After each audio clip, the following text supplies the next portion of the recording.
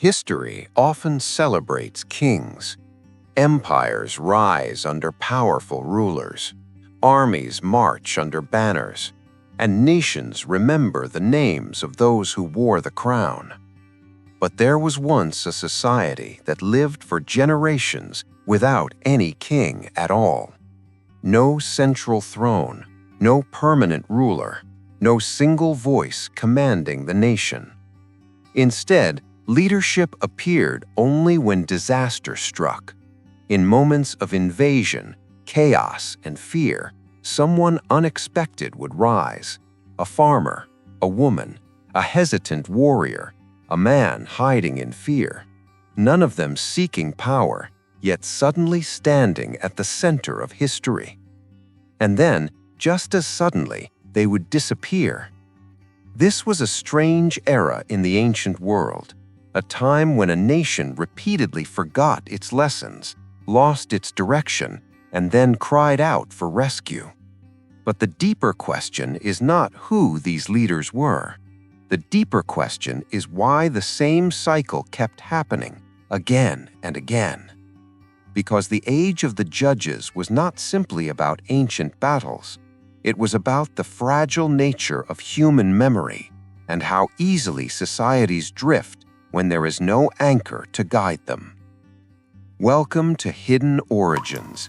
Here we explore the forgotten patterns buried inside ancient history. Tonight, we step into one of the most mysterious eras of the ancient world. The period after Joshua's generation was supposed to be a time of stability.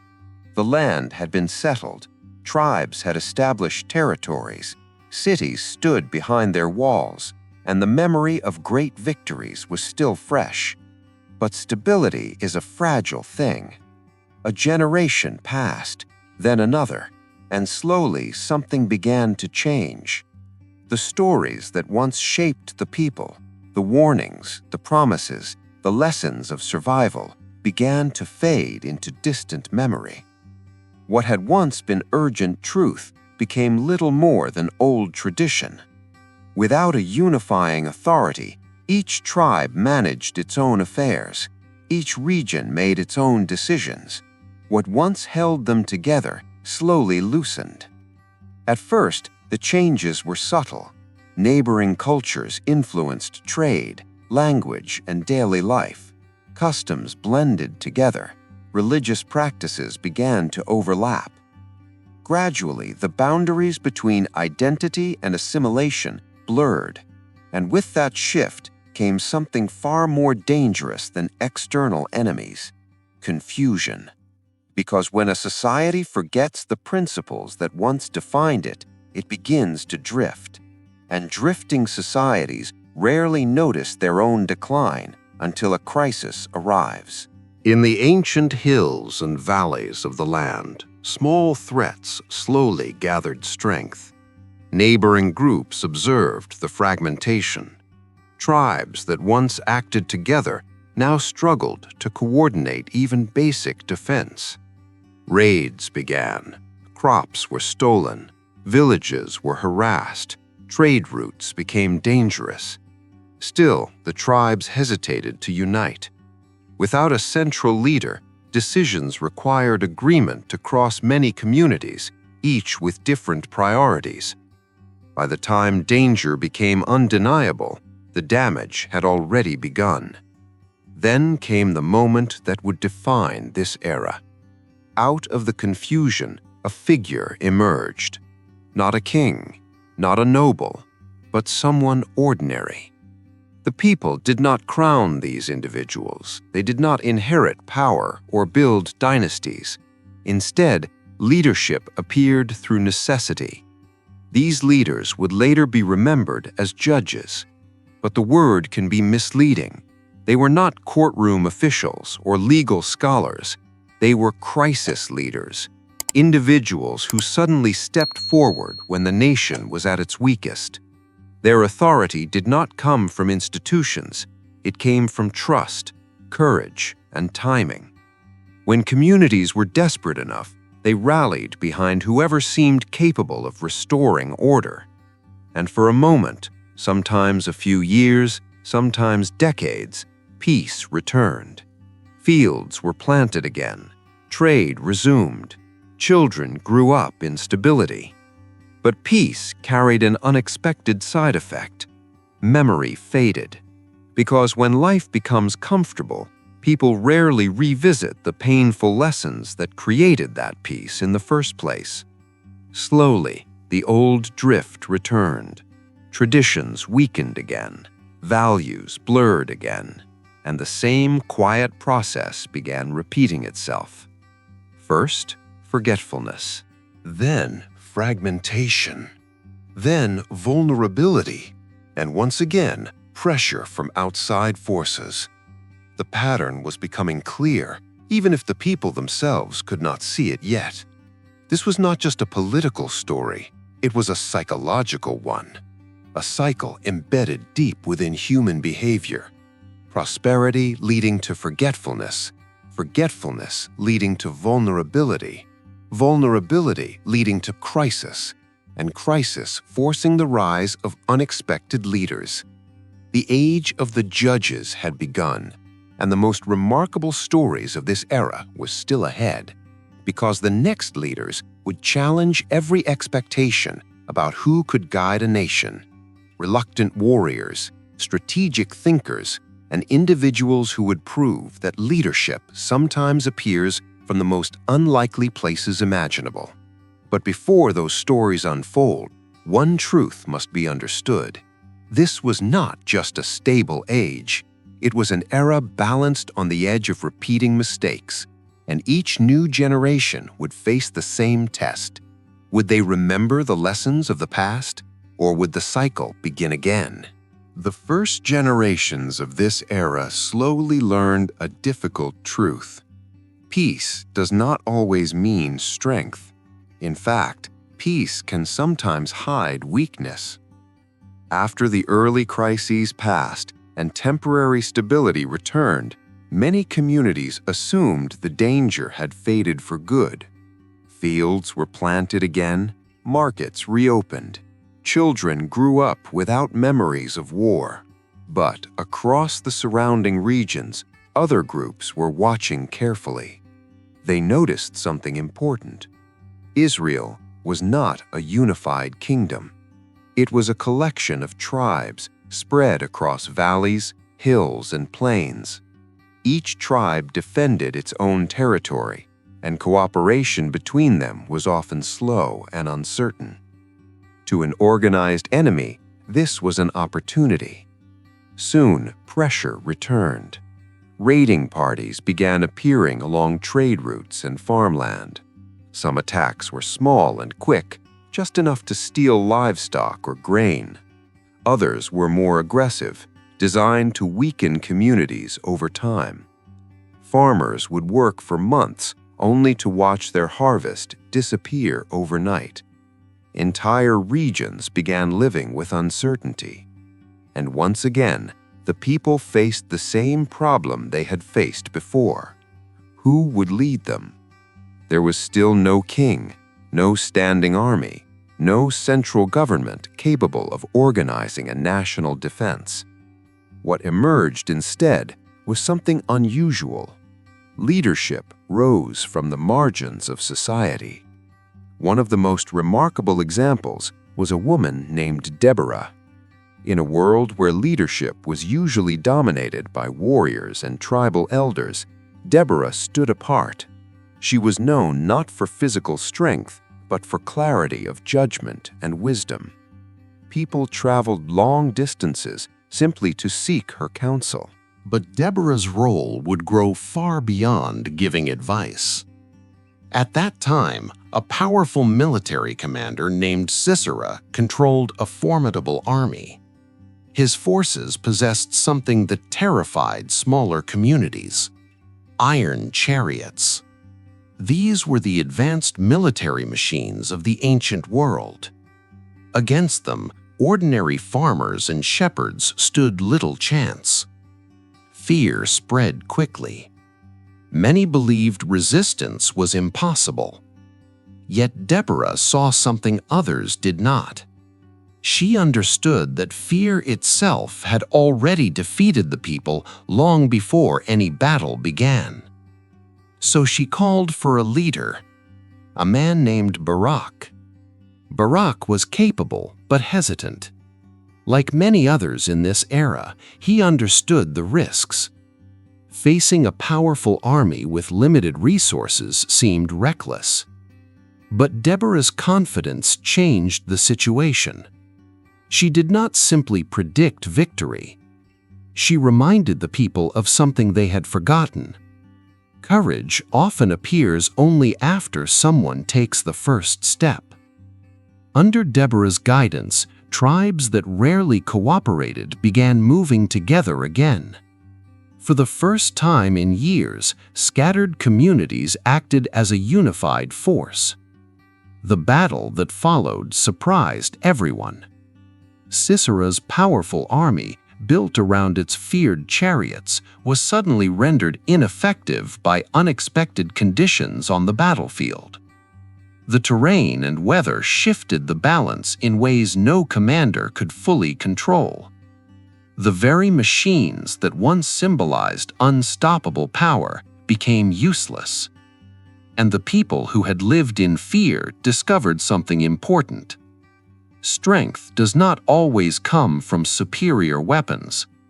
Sometimes it comes from unity and timing. The victory changed the atmosphere of the entire region. Confidence returned. Songs were written celebrating the courage of ordinary people who had stepped into extraordinary circumstances. For a time, the land experienced peace again. But the deeper lesson of Deborah's story went beyond military success. It revealed something about leadership itself. The leaders of this era were rarely the ones who sought power. They were often the ones who hesitated the most. Yet when the moment demanded it, they stepped forward anyway. And this pattern would appear again, because another crisis was already forming beyond the horizon. A threat that would not simply attack cities, but would slowly suffocate the entire economy of the land.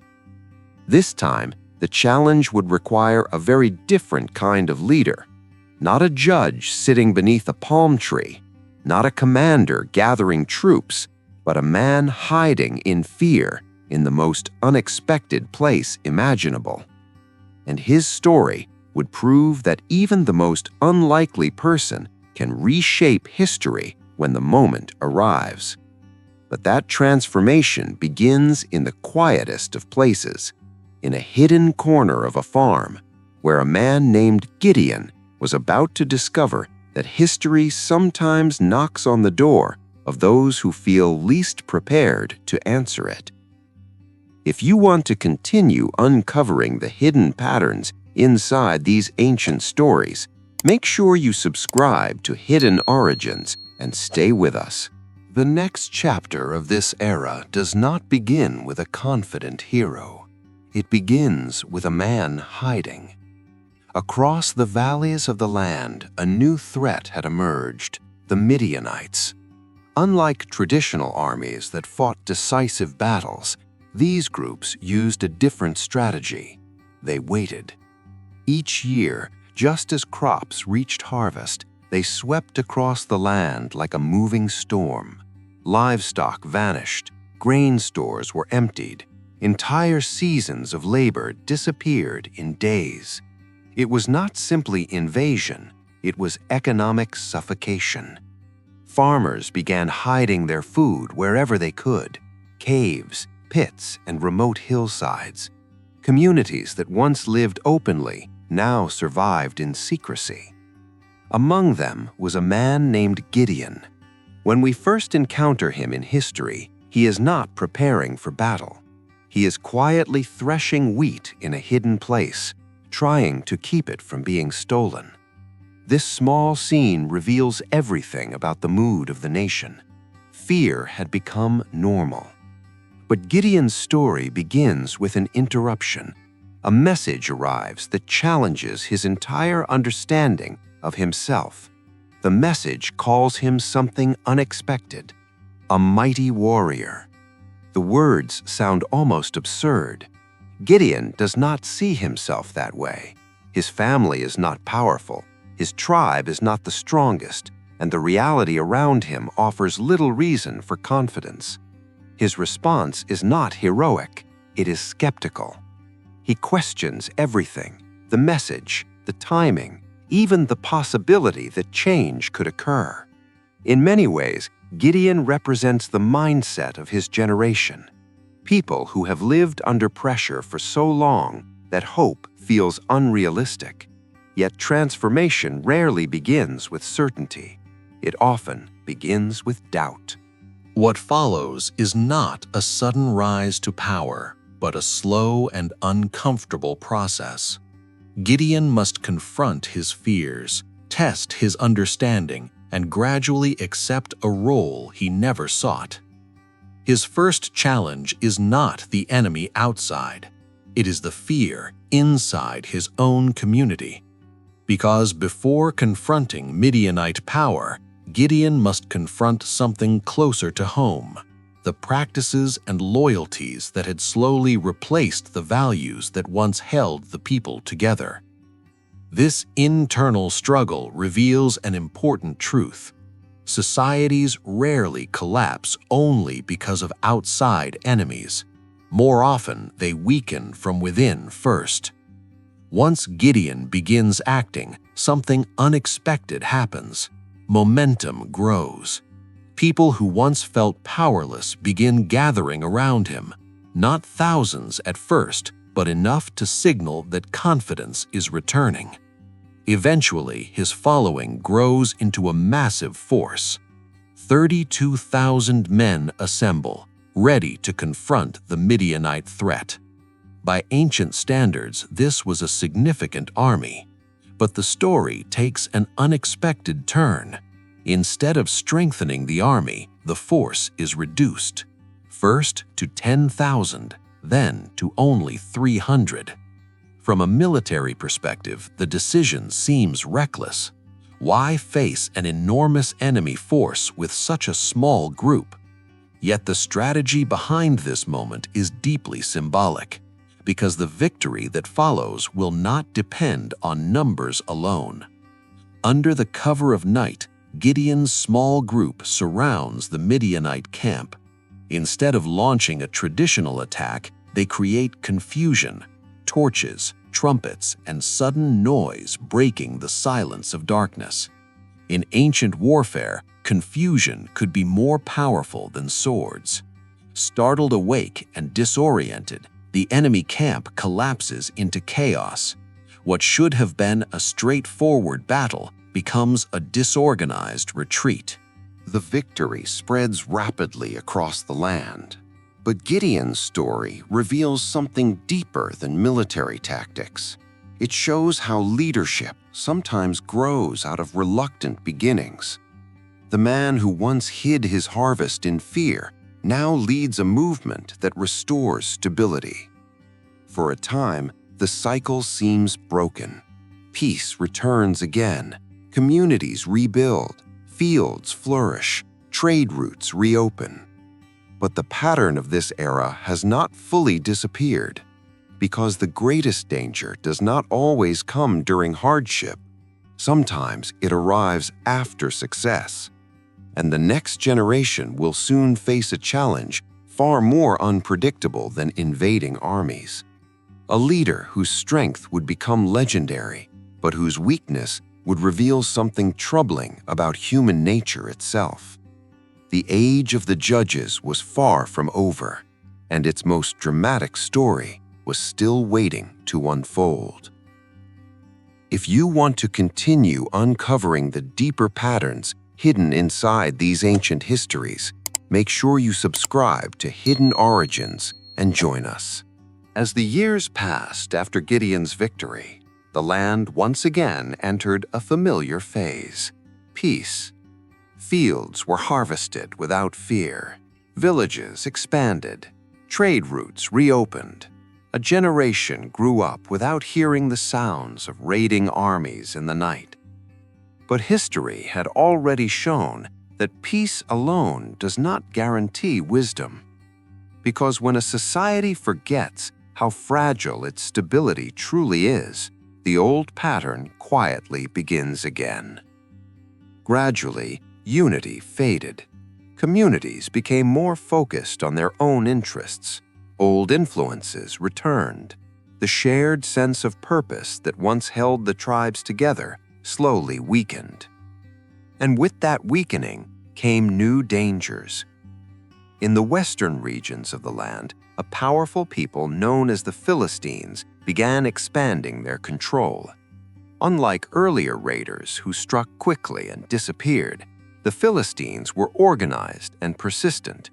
They built fortified cities, they controlled important trade routes, and most importantly, they possessed advanced military technology for the time, including superior metalworking that gave them stronger weapons.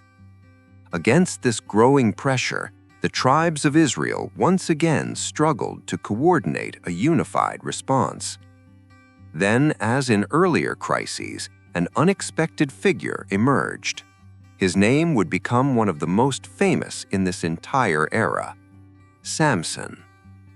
From the beginning, Samson's story felt different from the others. Deborah had been known for wisdom. Gideon had been known for cautious leadership. But Samson became known for something far more dramatic: extraordinary strength. Stories spread quickly about his abilities. A lone man defeating entire groups of enemies, gates torn from city walls, victories that seemed almost impossible for one individual to achieve. To the people living under Philistine pressure, Samson appeared almost mythical. He represented the hope that overwhelming strength could break the enemy's control. Yet Samson's story also reveals a deeper and more complicated reality, because strength alone does not guarantee discipline. While Samson possessed remarkable physical power, his life was often marked by impulsive decisions and personal conflicts. Instead of building a lasting movement like earlier judges, Samson's battles were frequently personal confrontations rather than organized campaigns. This created a strange paradox. He was powerful enough to terrify his enemies, but not consistent enough to unite the nation. And this tension eventually led to the most famous turning point in his life. Samson's downfall did not come from an army. It came from misplaced trust. In the ancient world, strength was often believed to be invincible. But Samson's story revealed something many leaders throughout history have learned too late. The greatest weaknesses are often hidden within our own choices. Through betrayal and manipulation, Samson was eventually captured by the very enemies he had once dominated. The once feared warrior was blinded and imprisoned. For the Philistines, this was more than victory. It was proof that even legendary strength could fall. Yet the story does not end there. In one final moment, Samson stands within a great temple filled with those celebrating his defeat. The man who had once shaken cities now stands seemingly powerless. But history often saves its most dramatic moments for the end. Drawing on the last of his strength, Samson pushes against the great pillars supporting the structure. The building collapses. In a single moment, the balance of power shifts once again. The man who had been captured in humiliation delivers one final blow to the enemy's dominance. It was a dramatic conclusion to one of the most unusual lives in the entire era. But the real lesson of the Age of the Judges was never about individual heroes. It was about the repeating pattern that shaped the entire period. Again and again, the same cycle appeared. Stability leading to forgetfulness, forgetfulness leading to division, division leading to vulnerability, and crisis forcing the rise of unexpected leaders. For generations, this pattern defined the history of the land, until eventually the people themselves reached a new conclusion. Perhaps what they lacked was not courage or strength or even wisdom. Perhaps what they lacked was lasting unity. And that realization would eventually lead to one of the most significant transitions in ancient history, the end of the age of the judges and the beginning of kings. But that is another story, because the era we have explored tonight leaves behind a powerful reminder. Leadership does not always emerge from thrones or dynasties. Sometimes it appears in moments of crisis from the most unlikely individuals imaginable. And the patterns of that ancient age still echo quietly through history today. If you enjoy exploring the hidden meanings behind ancient civilizations and forgotten history, make sure you subscribe to Hidden Origins and continue the journey with us.